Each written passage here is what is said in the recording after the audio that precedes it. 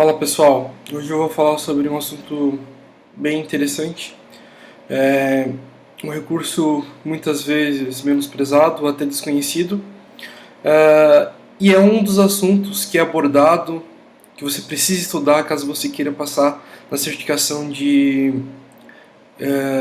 arquitetura de integração da Salesforce. Hoje eu vou falar sobre Outbound Messages. Essa feature ela faz parte da engine de workflow da Salesforce e ela traz algumas habilidades, algumas ferramentas para você bem interessante referente à integração. Vamos procurar aqui rapidamente aqui no Outbound Messages, no Google mesmo. Tem a página da Salesforce que fala um pouco sobre ela. Eu vou utilizar ela para explicar para vocês o que realmente é esse cara aí, tá?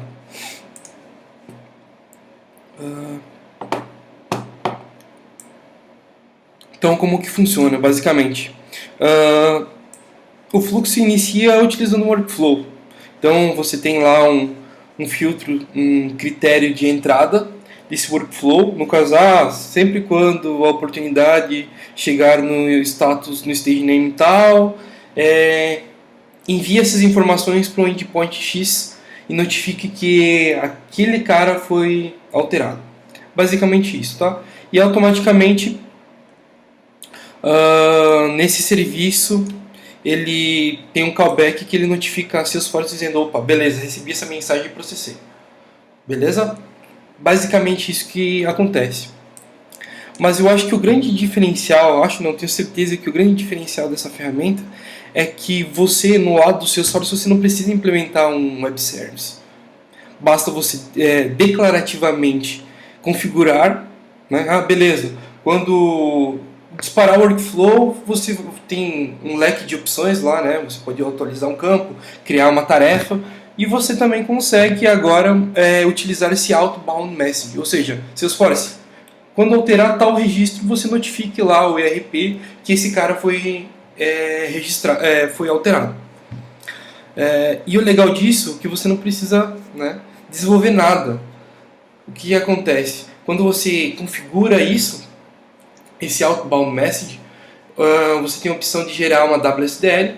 Você gera essa WSDL e entrega para o seu cliente. O cliente vai implementar um web service baseado nessa WSDL. E o que acontece?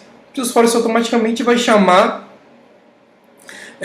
no endpoint que você passar o serviço que o seu cliente, né, lá na outra ponta, implementou utilizando essa WSDL. Tá? Mais o que eu posso falar aqui? Legal, interessante. Um outro ponto interessante, ponto forte das outbound messages, que elas são enfileiradas, né? O Salesforce tem lá internamente um framework de queue que ele enfileira essas mensagens. E o que acontece com essas mensagens? Jeffrey, digamos que e se meu serviço estiver offline, ou estiver dando algum pau, enfim, o que vai acontecer com essas mensagens? Elas são enfileiradas. Então, num prazo de 24 horas, num prazo de 24 horas, o seu Salesforce vai ficar tentando enviar essas mensagens. Após 24 horas, ele faz o drop da fila e tchau e benção. Mas durante 24 horas, o Salesforce ele tenta enviar. E até manualmente, depois eu vou mostrar para vocês que o Salesforce você consegue entrar lá pela interface web e verificar o log das mensagens. Essa mensagem não foi. Você pode manualmente clicar lá e tentar reenviar essa mensagem. Bom, vamos colocar a mão na massa então, vamos ver como funciona. Eu já deixei configurado um workflow para nós não se estendermos muito.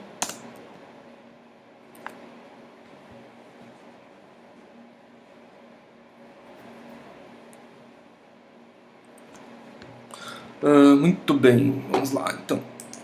Eu criei um workflow que basicamente sempre quando eu criar uma account e essa account, o billing city for Brasil, ele notifica e utiliza essa outbound message. Então se nós entrarmos aqui em Brazilian Customer, olha só, meu critério de entrada aqui é o que? Accounting, Billing Country, Billing Country, não City, equals Brasil.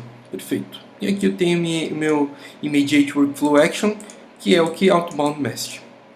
Vamos ver o que é esse cara aqui. Send to SAP. Imagine que lá na ponta você tem um IRP lá, o SAP da vida, um endpoint, ou endpoint no USB, enfim.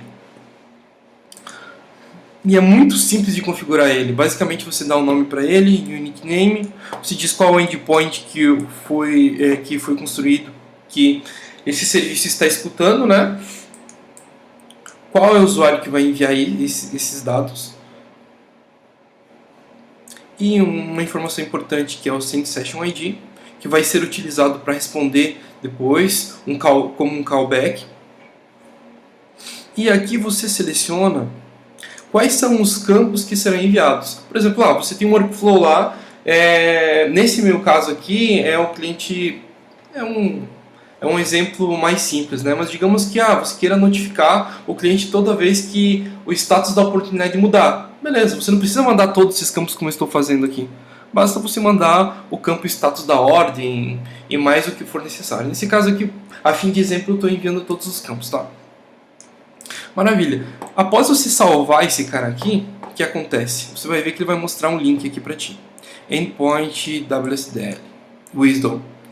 O que esse cara traz para nós? Ele vai gerar a WSDL desse serviço. Aí o que você faz? Você pega, entrega essa WSDL para o seu cliente. O cliente vai, por exemplo, se for Java é muito fácil. Depois eu vou mostrar para vocês um exemplo utilizando Java. Você consegue fazer a engenharia reversa dessa WSDL, gera as classes, gera o seu web service baseado nessa WSDL e pronto. O que acontece? O seu source automaticamente, quando chegar, bater os critérios ali de entrada desse workflow, ele vai enviar, vai chamar o web service nesse endereço aí, nesse endpoint. Beleza? Então vamos colocar a mão na massa aqui. Vou abrir meu Eclipse.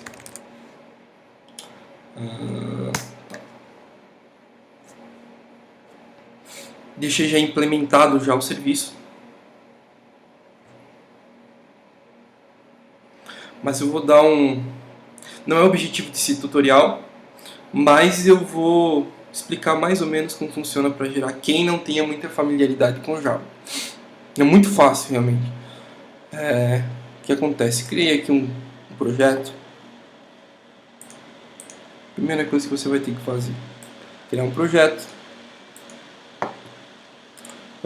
Dynamic Web Project. No caso aqui eu estou utilizando o Tomcat 8, tá? Após você selecionar ali, enfim, só dá Next. Você vai criar o projeto ali. O que acontece? Copiei minha WSDL, a WSDL que eu gerei aqui. Selecionei esse cara, vou dar um New, Folder, Web Service. Automaticamente o Eclipse já reconhece aqui, já vê o que você quer fazer, né? Top-down, Java Bean Web Service. Ou seja, você quer, a partir da WSDL, gerar seu serviço. Né? Caminho reverso. Perfeito. Então, se você for dando Next aqui, basicamente ele vai gerar as classes e vai te dar o resultado que eu tenho aqui. Ups.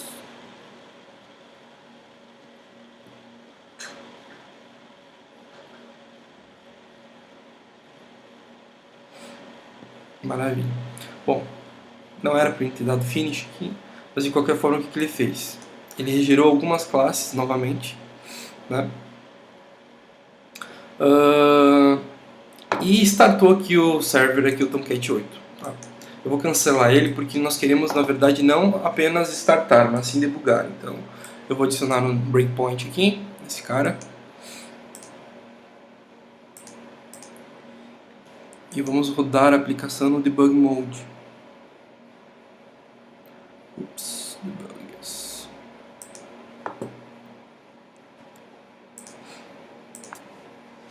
Maravilha. Agora sim. Agora eu estou rodando um web service local, tá? O que acontece se nós acessarmos aqui service? Vou ver aqui que o meu serviço está rodando notification, tá? O que eu fiz? Para rodar na máquina, como que o Salesforce vai chamar o serviço aqui na tua máquina e tal? Eu fiz uma configuração no meu roteador que basicamente nos chegam as notificações lá na porta 8080, direciona para o meu IP aqui de casa, aqui no caso para o meu MacBook, beleza? Então o que acontece? Só deixa eu verificar aqui se o meu IP não mudou. Como eu configurei isso alguns dias atrás, não, beleza, meu IP continua o mesmo.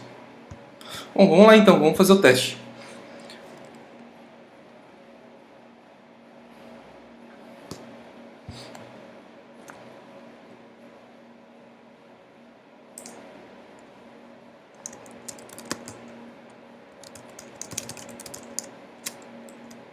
Brazilian Customer 99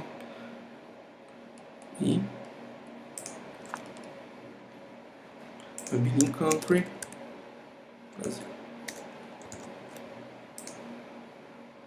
Maravilha, pessoal. Eu sei que Brasil se escreve com S, mas como eu estou fazendo vídeo também para depois vou acabar traduzindo ele para inglês e assim por diante, preferi sempre quando eu codifico também eu utilizo a linguagem inglesa. Vamos lá então. Ao salvar, até vou deixar aqui outra coisa aberta aqui que eu quero mostrar para vocês, na outra aba, que é a parte de gerenciamento dessas mensagens que ficam na fila. Então, outbound messages. Até maravilha, olha só o que aconteceu aqui, ó. O Salesforce ele tentou enviar às 10h38, só que o que acontece? O serviço estava indisponível nesse momento. Então o que acontece? Ele ficou aqui na fila. Se eu tentar dar um retry, nota o que aconteceu? O Salesforce tentou enviar novamente. Na verdade, eu fiz esse processo manual e automaticamente a chamada do Salesforce chegou aqui na minha máquina.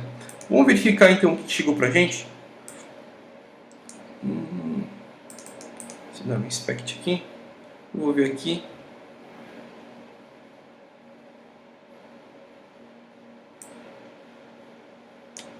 O que chegou pra mim aqui é uma lista, né, de account notification com um registro. Se nós formos aqui, nós temos os campos, olha só. E, claro, não tinha nada preenchido, né? A única coisa que veio preenchido foi o ID e, se nós olharmos aqui, o status, a data que foi criada, o billing country que foi preenchido e assim por diante. Muito bem, pessoal. A minha ideia era passar para vocês uma ideia básica do que era Outbound Message, criar aqui um listener em Java mesmo para ver a coisa acontecendo. Tem mais uma funcionalidade, mais uma feature da plataforma que pode ser bastante útil no dia a dia nosso. Nos próximos posts eu vou estar falando um pouco mais sobre outras APIs. Tem bastante coisa para a gente falar sobre Real-Time API, sobre a Book API, especificamente da SOAP API e da REST API. Se vemos no próximo vídeo. Um abraço a todos. Solicitações de novos posts ou assuntos, sinta-se à vontade para falar comigo nas redes sociais, LinkedIn ou até por meio do blog. Um abraço a todos, até a próxima.